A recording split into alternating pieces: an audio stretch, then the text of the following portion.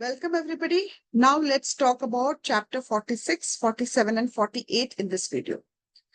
Isaiah chapter 46 teaches us a powerful lesson about the difference between trusting in the lifeless idols and trusting in our living God. Idols are powerless, burdensome, and cannot save anyone. But God, who has been carrying his people from the birth, is always there to support and save them till they become old. He is unique. His plans will never fail. He calls us to trust him completely. All right. So these are the key points. Now let's talk a little bit in detail. So in chapter 46, what happens is God speaks directly to Israel, reminding them that while idols are burdensome and helpless, he is a God who carries his people and saves them. The helplessness of idols is very much described, specifically the gods Bel and Nebo, which were worshipped in Babylon. These idols are shown as burdens that have to be carried around by animals and people. Now, God points out that these idols are powerless and cannot save anyone. Instead of helping their worshippers, these idols become a burden to them. Now, this highlights the foolishness of trusting in idols or anything that is man made. Correct. Now, in contrast to these helpless idols, God speaks to Israel saying, "Listen to me, O house of Jacob, all the remnant of the house of Israel, who have been born by me from your birth, carried from the womb." God reassures his people that he has been carrying them from the very beginning and he will continue to carry them even into their old age. He says, "Even to your old age, I am. Even when you are turning gray, I will carry you." This shows God's deep care and commitment to his people, promising that he will always be there to support and save them. What about the uniqueness of God? God asks a very rhetorical question. To whom will you liken me and make me equal and compare me as though we were alike? This is a very interesting question he puts across to the Israelites. He challenges the people to compare him with the idols they worship. The idols, which are made up of gold and silver, have to be carried around and they cannot move or respond when people cry out to them. Unlike these lifeless idols, God is alive, powerful, and actively involved in the lives of his people, isn't it? Now, God calls a people to remember who he is and what he has done for them. He reminds them that he alone is God and there is no one like him. He declares that his purpose will stand and that he will accomplish all that he intends to do. God even mentions that he will call a bird of prey from the east. Who is this bird of prey from the east? He is referring to Cyrus, the Persian king, whom he is going to use to carry out his plan for Israelites. Now, this shows that God is in control of history and that nothing can stop his plans from coming to pass. This chapter ends with a call to the stubborn hearted, urging them to listen and trust in God. He says that his righteousness is near and his salvation will not be delayed. God promises to bring salvation to Zion and his glory to Israel. This is an encouragement for the people to trust in God's timing and his ability to save rather than turning to idols or their own understanding. Now let's talk about chapter 47. In chapter 47, they describe the fall of Babylon. It's a powerful empire that was known for its pride and idolatry. God is addressing Babylon, showing that despite its strength, it will be brought down because of its wickedness. Okay, so this chapter is basically a powerful reminder of God's justice and the consequences of pride and false worship. Now, how is Babylon humiliated? This chapter starts with a very vivid image of Babylon being brought low. "Come down and sit in the dust, O virgin daughter of Babylon."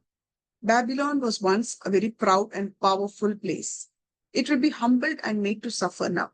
God describes how the city will be stripped of its luxuries and forced to live in shame and disgrace.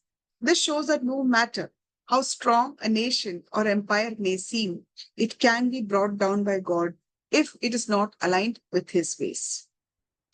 Babylon is described as a people who relied on their own power and wealth. They were proud and thought they would never be a widow or lose their power.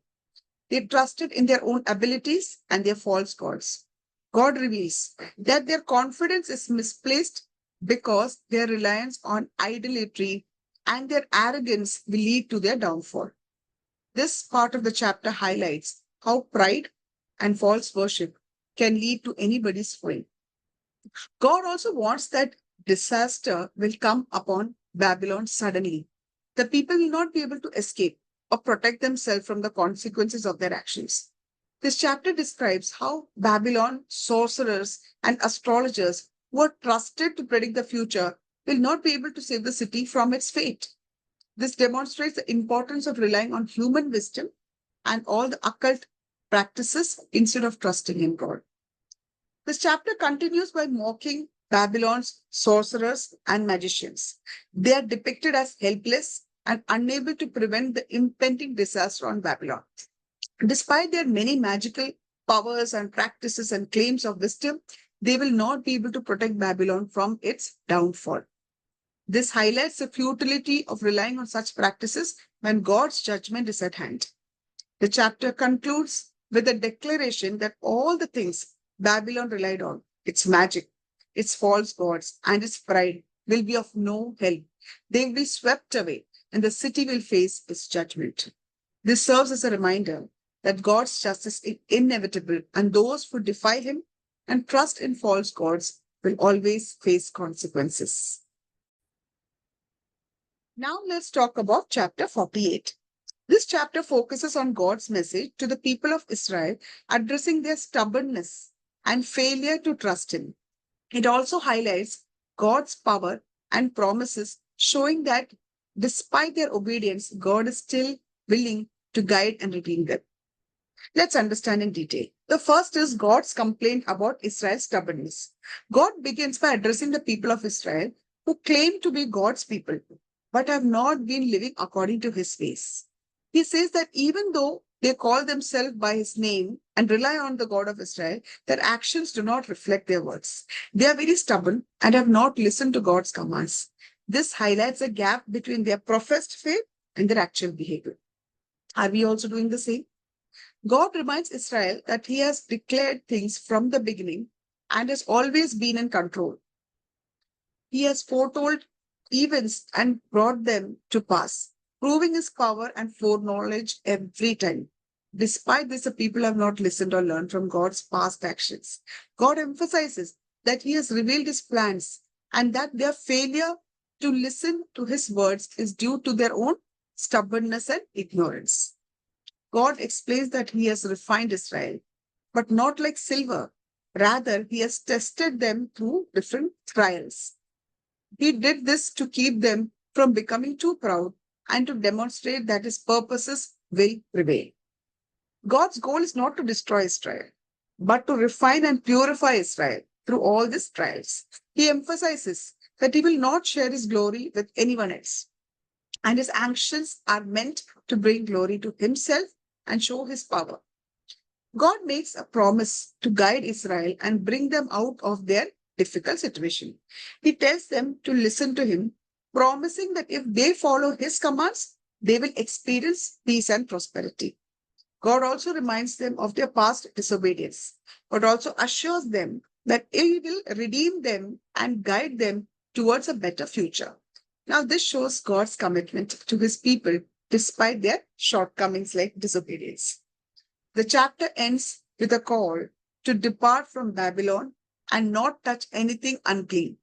God contrasts the outcomes for those who obey him and those who do not. He says obedience leads to blessings and peace, while rebellion and disobedience lead to suffering and unrest. God promises peace for those who follow his ways and warns of the consequences for those who do not. So with this, we complete chapter 46, 47, 48. All the best. Start practicing. I've put in a link below with some MCQ questions so that you can check your knowledge. All the best.